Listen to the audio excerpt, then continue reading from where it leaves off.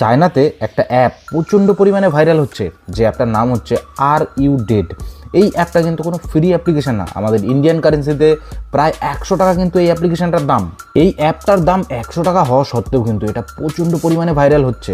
এই অ্যাপটা ভাইরাল হওয়ার কারণ জানার আগে আপনাকে মেন ডিটেলসটা শুনতে হবে। দেখুন, পপুলেশনের দিক থেকে কিন্তু আমাদের ইন্ডিয়া এখনও পর্যন্ত নাম্বার 1 রয়েছে, তবে পপুলেশনের দিক থেকে সেকেন্ড নাম্বারে রয়েছে চায়না। আমাদের ইন্ডিয়াতে যেমন জয়েন্ট ফ্যামিলি রয়েছে, চায়নাতে কিন্তু এই নিয়মটা পুরোপুরি চেঞ্জ। চায়নাতে একটা পরিবারে একটা মাত্র সন্তান নেওয়া যাবে।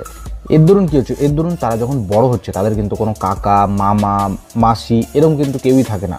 এর দরুন তাদের সঙ্গী হয়ে যায় কিন্তু মোবাইল।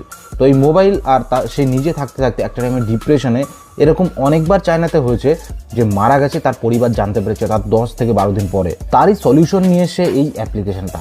এই অ্যাপ্লিকেশনের কাজ হচ্ছে আপনাকে এই অ্যাপটা ওপেন করে জাস্ট ভেতর গিয়ে একটা ক্লিক করতে হবে। এই ক্লিক করার মানে হচ্ছে আপনি এখনও বেঁচে রয়েছেন। আপনি যদি পরপর 2 দিন এরকম না করেন, আপনি যদি 2 দিন ক্লিক না করেন, তাহলে এখানে যে এমার্জেন্সি কন্ট্যাক্ট আপনি সেট করে রেখেছেন সেখানে কিন্তু নোটিফিকেশান যাবে যে তার সাথে কোনো না কোনো একটা প্রবলেম চলছে। চায়নার 2জন অ্যাপ ডেভেলপার এই অ্যাপটাকে তৈরি করে মানে ছোট্ট একটা প্রবলেমের সলিউশন করিয়ে কিন্তু তারা এখন কিন্তু কোটিপতি, মানে তাদের এখন রেভিনিউ বলতে গেলে 12.3 কোটির কাছাকাছি চলে গেছে। এটা কিন্তু ভবিষ্যতে গিয়ে আরও বেশি ভাইরাল হচ্ছে। তো আপনাদের কি মতামত, এই অ্যাপ্লিকেশানটা আপনাদের কেমন লাগলো? আর এই অ্যাপ্লিকেশানটা কি আমাদের ইন্ডিয়াতে আসা উচিত?